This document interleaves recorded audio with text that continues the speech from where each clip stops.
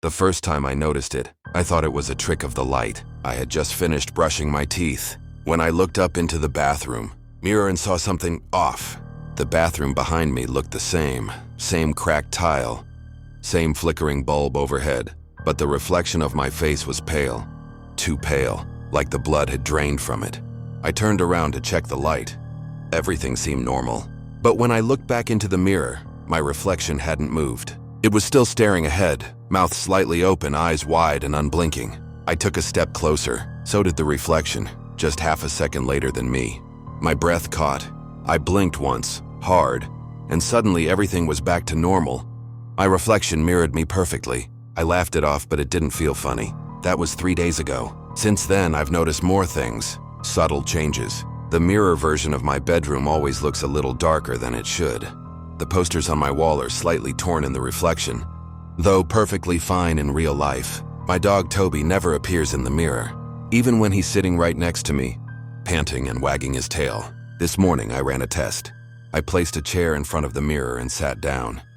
I held up my left hand. My reflection lifted its right hand. All normal. Then I smiled. My reflection didn't. I don't mean it smiled late or froze. It didn't smile at all. It stared blankly while I grinned like an idiot. And something about that blank stare made my skin crawl. I haven't told anyone. Not my friends, not my sister, not even Toby. They'd think I'm messing around or losing it, but I can feel it now. Something's wrong with the mirrors, all of them, because this evening, when I looked in the hallway mirror, I saw my parents behind me, except they weren't my parents. Not really. They looked drained, skin like wax, eyes like two dry pits, dead and still.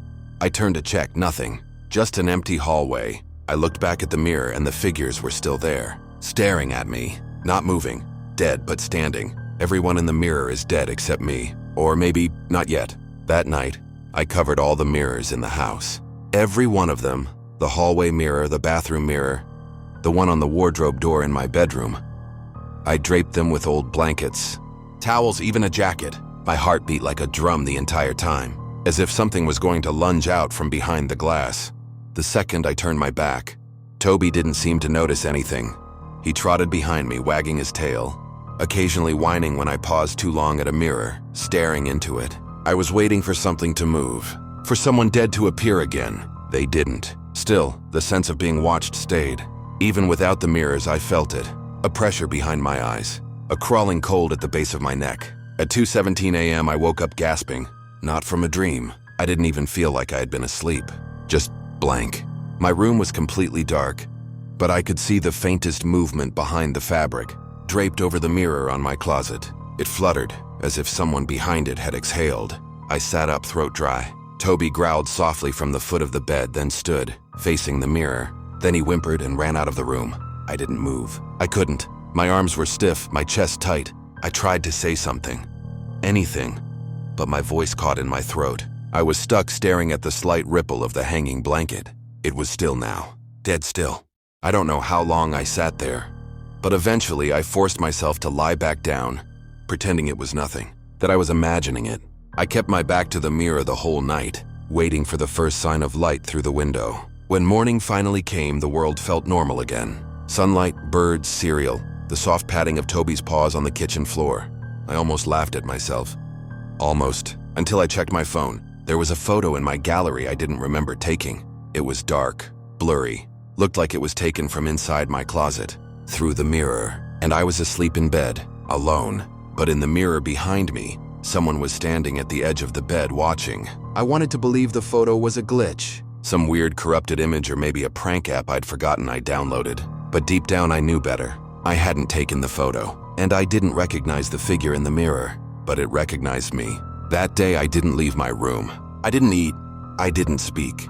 I just sat, holding Toby close, listening for the sound of glass shifting, for footsteps that weren't mine. I knew the mirror was watching. I could feel it, no matter how thick the blanket over it was. No matter how much I tried to ignore it, it wasn't just a reflection anymore.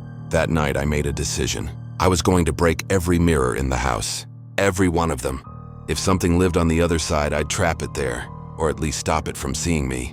I started with the hallway mirror. The glass shattered easily under the weight of a hammer, the shards scattering across the floor like broken ice. I moved to the bathroom, then the guest room. The reflections didn't scream. They didn't bleed. But every time the glass cracked, I felt something cold and hollow in my chest, like something was being torn. When I returned to my bedroom, the blanket was already on the floor. The mirror was uncovered, and I was already inside it. Standing there, smiling, not moving, not blinking. Toby barked once, then whimpered, backing away from me, or from the thing that looked like me. It didn't step forward. It didn't need to. Because I realized then that the reflection wasn't trying to escape. It had already left. I looked down at my hands, pale, too pale. I ran to the window, but the world outside was wrong, stuck, frozen like a paused video. The mirror behind me shimmered faintly just for a moment, like water. Then it was gone. Now I'm here, in this version of my room, and I don't know how long it's been.